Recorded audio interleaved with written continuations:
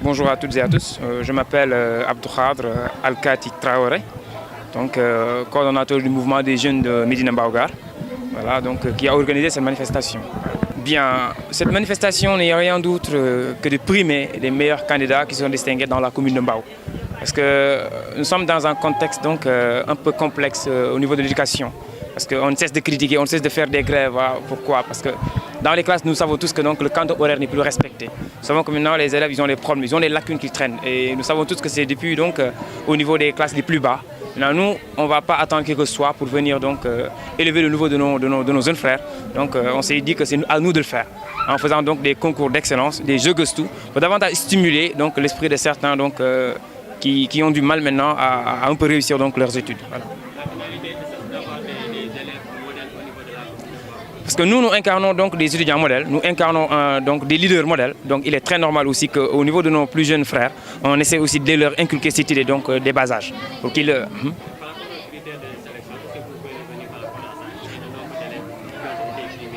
Voilà. Parce qu'on a sillonné toute la commune avec des lettres dans les différentes écoles primaires. Parce que c'est un concours qui concerne les élèves de primaire et de CM2.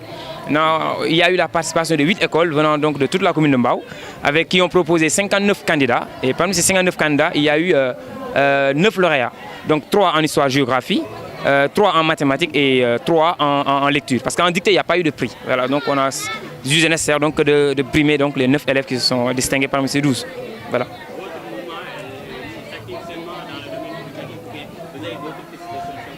Comme c'est un mouvement qui se diffère donc, de la manière dont nous comprenons par association, on n'est pas là pour se regrouper tous les dimanches. On se regroupe seulement quand il y a urgence. Urgence dans quel cadre? Sur le plan de l'éducation, oui, parce qu'il y a urgence. Sur le plan social, sur le plan aussi même environnemental, avec les inondations.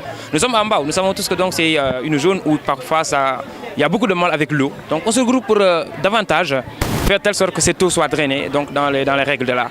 Donc on s'active donc dans tous les domaines quand il y a urgence, en tout cas. Voilà.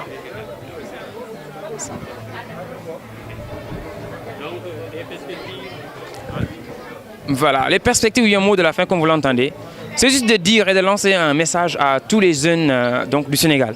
Pas que donc, de Mbao ou bien de Pikine, mais du Sénégal. C'est-à-dire qu'on ne peut pas être dans un continent, dans un pays et dans une région pauvre et vouloir tous attendre que l'on fasse les choses, que les autres viennent faire les choses à notre place. Non. Là où nous sommes, c'est à nous d'être les leaders, d'être le maire, de représenter le président, de représenter aussi tout un acteur donc, qui serait apte à participer au développement. Nous sommes les jeunes, donc à nous aussi de prendre les choses à bras le corps. On n'a pas à attendre les autres, on n'a plus à être passif. Parce qu'on ne peut pas être un jeune, dire quoi, Kurga, Bolba, Brada, Lalba. Non, ça doit suffire. Parce que dans le contexte actuel ne le permet pas. Donc d'où l'intérêt pour nous de se lever, de se battre pour que, donc, relever le niveau de l'éducation de notre pays, le niveau donc, économique et même le niveau donc, de cette vie environnementale donc, de notre pays.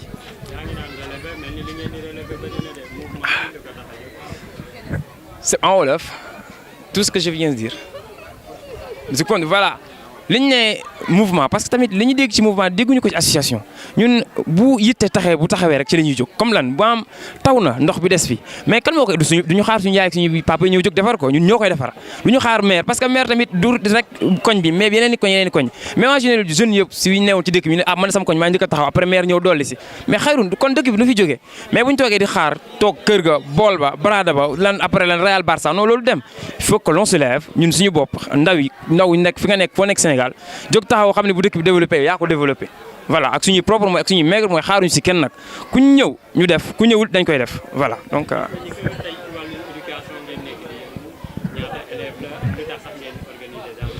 ok li tax ñu organiser en cérémonie bi am nañ ci philosophie parce que tamit mënuñoo d'accord ni xale yi fecc la ñuy concourir wala wéy la ñuy concourir wala maa dàq tël wala maa dàq football non loolu yorul réew li yor réew jàng la donc doon na gën ñu ne ah man de maa la dàq jàng ñu jongante si jàng donc loolu wundu cérémonie bi ñu def maanaam concours d'excellence dajale école yi nga xam ne école nekk si commune de Mbao yëpp ñu dajee ci benn concours mu représenté 59 élèves yi nga xam ne meilleurs maintenant ci 59 yooyu 9 ñoo si génn maanaam les 9 meilleurs parmi les 59 meilleurs donc lépp pour wan ñenn ñi nga xam ne ren primé wuñu leen déwén bu ñu jéngoo def effort donc ñoom dinañ leen primé loolu boo ko def ci xale moo gën mu nekk ca fecc baag wóoy ba wala ci football ba di dàqante foofu la ko dàqante wóoy parce que réew jàng ko yor donc loolu daal moo suñu objectif defoon nañu histoire géographie defoon nañu mathématique parce que jamono ñoo ko laaj def tamit lecture def dictée voilà mais dictée bi amul prix donc ñuy primer histoire géographie bi xam-xam histoire histoire géographie mathématique ak tamit lecture voilà. dañoo éliminer dictée te ñun bokkuñu si xam ne nangu nañ ko parce que tamit ñu ngi naan dañuy bëgg a jëmale kanam mathématique mais mat français ko yor mat làkk bee ko yor parce que mat du looy rek di rëdd ak trace donc da ngay dafa laaj amit dafa laaj langue dafa laaj jégg donc bu ñu xëyee parce que tamit duñ koy dégg xaw ma ndax dëgg na am dëgg dañoo supprimer dictée mais xoolal ren dañoo def 59 candidats kenn amu ci par exemple 10 sur 10 donc xam nga ne loolu kon problème la te les écoles disent avoir présenté leur meilleur candidat donc xam nga ni kon loolu donc jéey mënul ni weesu voilà.